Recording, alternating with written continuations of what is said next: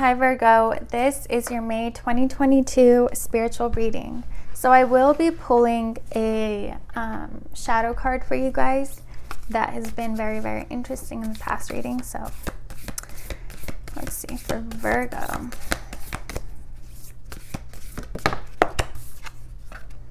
We have the unseen, the mother, and the ocean. All right, and your shadow card. We have number 13, blinded to pain. Let's do one more. And number 2, the temple of my own body.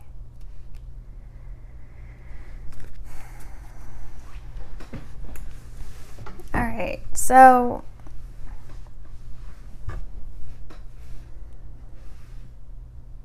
Virgo is, I'm a Virgo rising and a Virgo moon.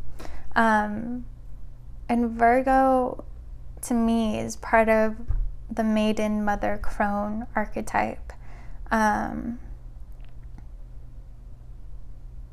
Where in your life you will, it's also like the Persephone, right? You'll experience that maiden phase, the Kore, the Persephone, the queen of the underworld, and Persephone, Demeter, and Hecate. So you experience it's all those journeys. Like Kore to Persephone is her own experience and journey that you experience. And then motherhood is also very transformative. And then you become this crone where you've experienced so much. You've tapped into both worlds, the high priestess and the Empress. You've experienced both worlds in one lifetime, and you're able to be this guide for people and this messenger. But we have the unseen, the mother, and the ocean. You guys could have strong 12th house. Like you could also have your moon in your 12th house, or sun or Mercury, where you're really tapped into that collective subconscious. And that's why when the mother archetype pops up with unseen in the ocean, it makes me feel like it's not necessarily that you have to be a mother yourself, of like to an actual child. This could be that you express this mother energy through in a greater way. Like you could have always been like the mother of your friend group. It's like the one who is really tapped into everyone, knows when someone's upset, is always making sure everyone is taken care of. You could also look where your Sirius is in your chart. Like mine is in my 10th house, so it's in my career, where this mother energy expresses itself. And for you guys, again, it could be in your friend group, it could be in your career, but it feels like you're this mother energy to a larger group. You're very healing, very nurturing, a very soft presence for people that makes them feel safe and makes them feel seen and heard. But you guys, it does feel like you really do embody the high priestess and the empress in this life, where you're very, very intuitive, very spiritual, almost like this alchemist. You could have a lot of Scorpio in your chart as well. You're really tapped into the unseen realms, the energetic realm. You're very familiar with shadow work, and like you're tapped into that collective subconscious, which is so much more difficult to navigate than your personal subconscious. Like people think that's hard. People think, doing shadow work is hard. Imagine being tapped into everyone's pain and everyone's trauma. You guys experience a lot in this life. You guys don't, and it's funny because it feels like the burdens you guys carry, that it's unseen to other people. Like you're an empath in the sense that you pick up on everything and everyone around you. So if you're around someone who's experienced a lot of pain in their life, you will pick up that energy. And so it's good for you guys to learn to create boundaries for yourself energetically. But up until you learn to do that, you guys experience a lot of things that aren't for you to experience. It's things other people carry, their own life experiences, their own journey. You're tapped into that as well. We have blinded to pain, number 13, and the temple of my body, number 2. Because of this, because you guys are so, it's like for a long time, if you're not aware of it, you might just feel like you're always, like you get really anxious, you feel a lot of heaviness. And if you don't realize that it's coming from other people, you might kind of block yourself, not only from your heart, but from this spiritual gift that you have, this ability to tap into everything, to tap into the world around you, the energies around you. If you're not able to create that boundary for yourself, you experience so much pain that isn't for you to experience, that you block it. You don't want it anymore. You don't. And like, this is a very great gift, and it's connected to your destiny. So if you block this out, you're not able to do what you came here to do. So you'll feel very empty, like nothing feels right, like I don't know what I'm meant to be doing. And it's because you didn't want to deal with this anymore. So you shut down a very significant spiritual gift that you have.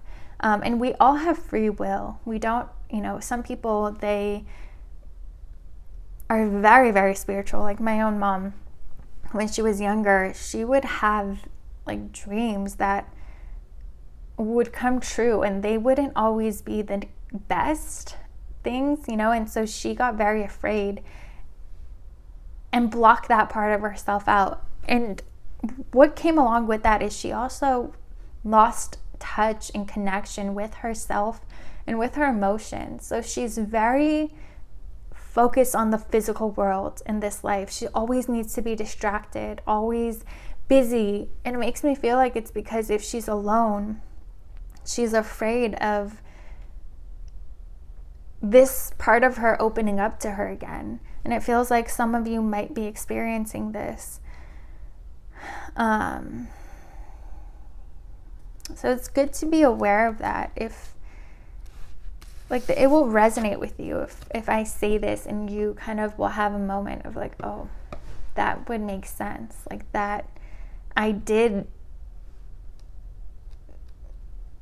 You had this gift to tap into every, like if you went to a party, you would feel very overwhelmed because you're picking up on everything and everyone that's there. And if you chose to block that part of yourself, it's kind of like it numbed you. Like, I don't know, it just feels like it makes, like it's like at a party, it's like you walk in and the only way I can describe it is that everything's like quiet and everything's blurred.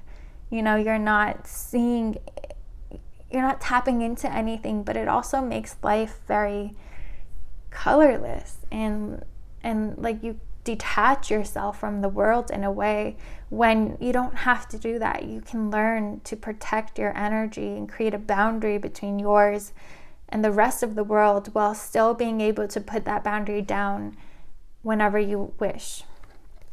We have 2, the temple of my body.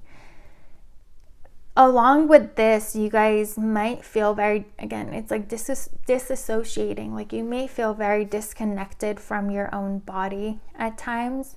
You may have a lot of out-of-body experiences. And these 2, it just feels like for you, although these are your shadow cards, they're gifts. And for you, it feels like you always saw this as something very evil and something you didn't want. You it was always overwhelming, causing you anxiety, causing you just creating chaos within your energy because you didn't know what was happening.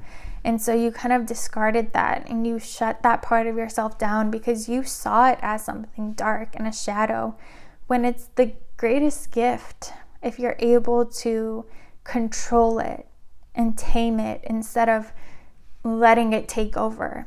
Let's see.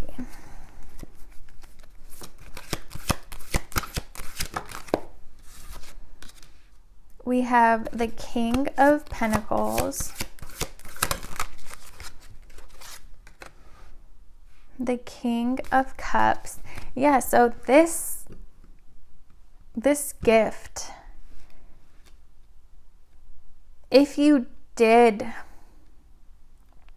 run from it and again shut this part of yourself down, you would lose connection to your own body and also your heart and your emotions. It kind of robs you of experiencing life to the fullest. And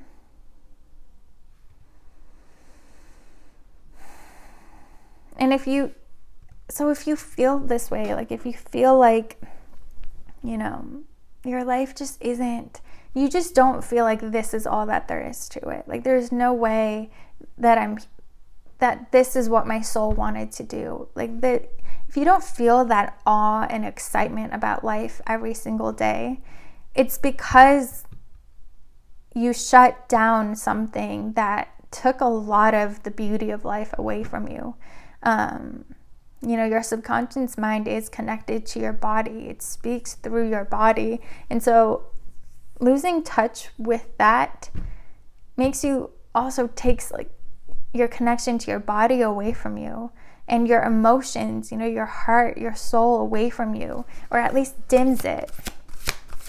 And that's not what you want. That's not fulfilling for you. And so to heal that is to reawaken this gift and this part of yourself, but do so with new tools. You know, go in there knowing how to create an energetic boundary, knowing how to remain in control instead of letting this take over.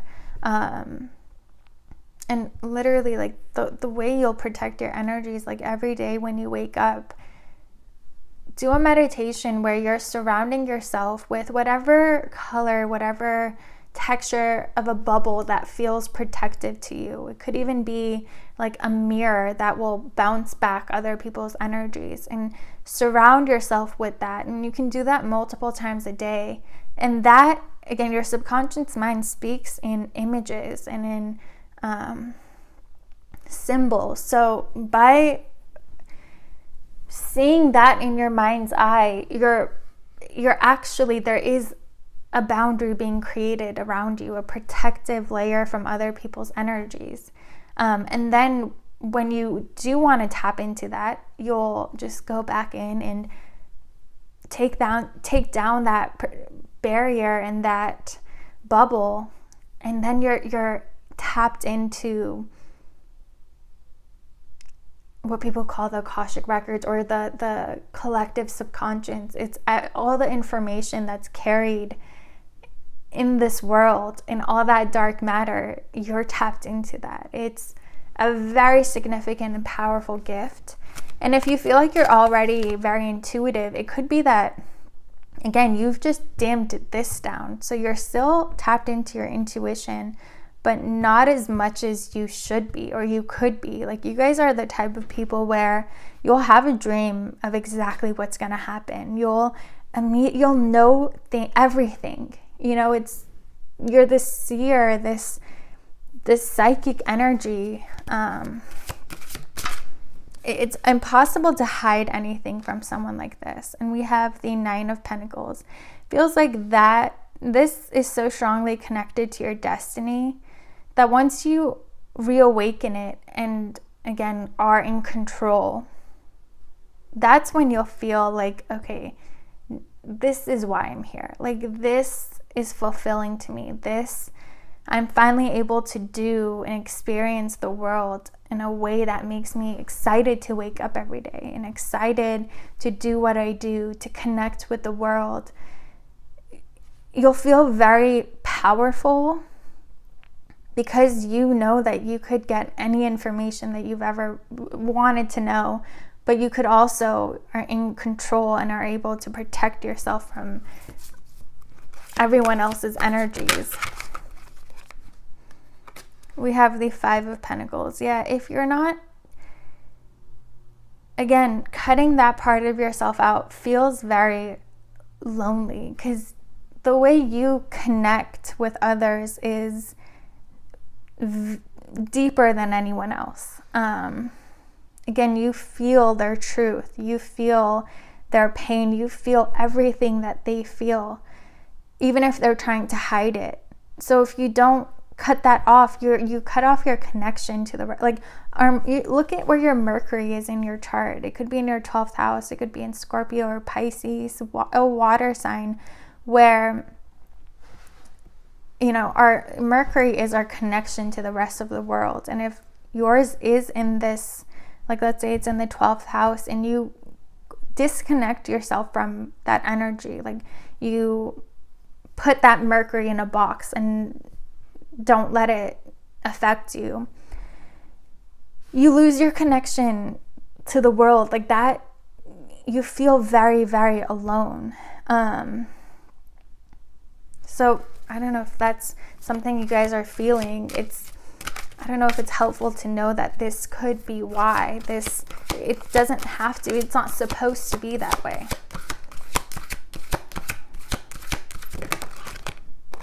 We have the Tower. Yeah, but it's like, if I don't do that, then this is my life. It's pure chaos. Like in your mind, in your heart, it's energetically, this is how you feel. And so it's hard, you know, for you, it's like, I can't win, but you can. Again, it's like, you can see how calm she remains here. It's almost like she sees it, but she doesn't have to experience it, and she doesn't have to get caught up in that chaos. She can rise above it. She can just choose to lower her protection enough to be able to see what's happening, but to then put it up right away and not have to feel it and not have to get caught up in that tornado. I don't know if that makes sense, but it doesn't. It's like you could be the kind of person where, like, you'll see the truth of people, and the truth is, like, people are, a lot of people, we're all messes inside. Like, our inner worlds, if they could be shown, you know, like through art or whatever, it would be like just splatter and randomness and just pure chaos.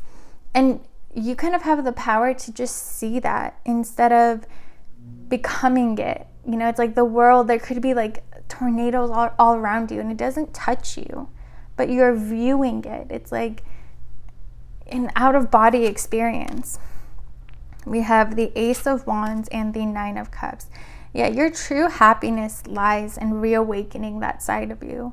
And although you view it as something very dark and painful and negative, if you're able to understand that it's a gift and, again, learn how to control it, go into it with new tools, you'll realize how beautiful it is. Like, it won't be this dark, scary thing.